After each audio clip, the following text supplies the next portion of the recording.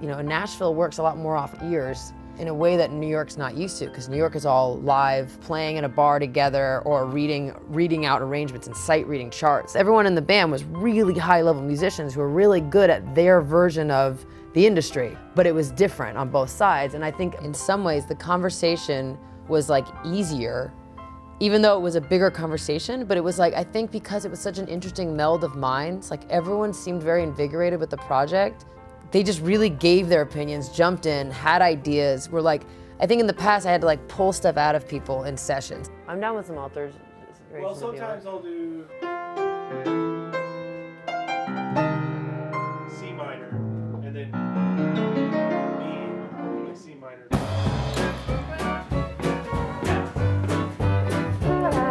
Never written for steel guitar. I had only written for string sections, never, you know, not a fiddle player. It was a little challenging trying to negotiate that marriage between jazz and country. You know, just don't make it, it gets real stiff. But it wound up working out all right. I arranged it very jazzy, then we just kept cutting it away until we were like, okay, there, now it's Western swing.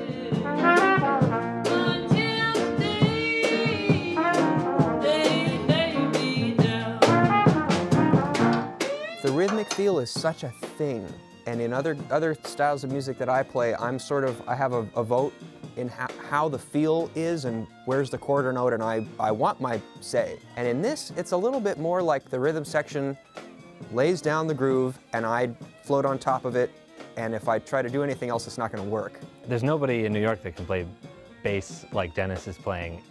The feel is just immaculate, it's beautifully simple, like it should be, you know, and it's hard to do.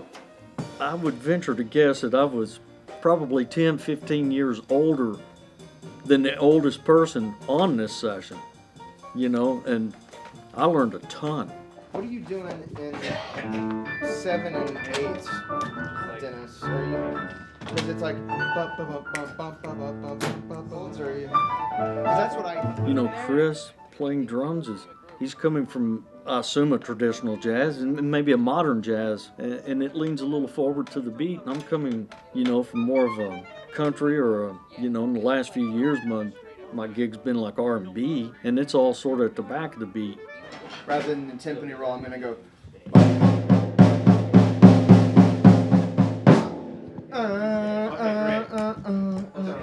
So should we play up to the 4 chord of that then?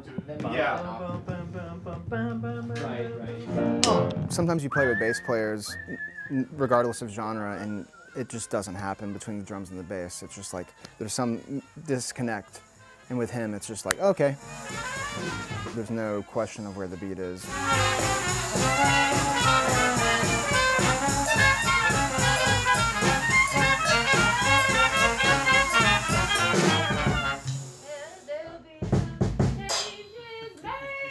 So the only thing that happens is when I come back in, it goes from halftime feel to double time feel back and forth, like we did last night. Why don't we just run through the form once? In Western swing music, a lot of times you have string instruments like steel guitar and fiddle and electric guitar, a lot of times sort of filling the roles of horns. Sort of underscore the vocal. Oh, hell yeah. So maybe that could be a thing, Billy, if you did like double stops, maybe if you played like the harmony notes. That would be against her singing awesome. the melody. You know, a lot of times when I'm playing steel in a Western swing band, I'm thinking like, well, what would Benny Goodman play on a tune like this on a clarinet? I'll do that on steel. And it's interesting to do that and then to have a clarinet, you know, have Ricky sitting right across from me. Even though we're kind of coming at it in the same range, that it still does have its own voice and speaks for itself.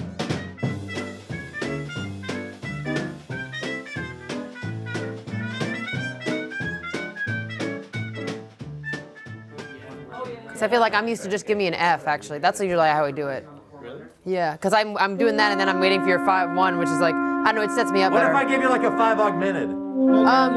Yeah, a 5 augmented, and then I'll play 1. Yeah. Downbeat. Okay, let's try that. And now the purple dust of twilight time steals across the meadows of my heart. High up in the sky, the little stars climb, always reminding me that we're apart. I felt like there was such good communication in the studio that I could have this like, I feel like it needs like a little more, something in this little spot, you know, something really vague like that. And then, you know, someone in the band would just jump and be like, oh, well, we should do this there, but this, and then you want to take that little, that 8 bars, blah, and I was like, yeah, that's what I meant. The years gone by, sometimes I wonder, and I think the first head, so then drums and bass come in there.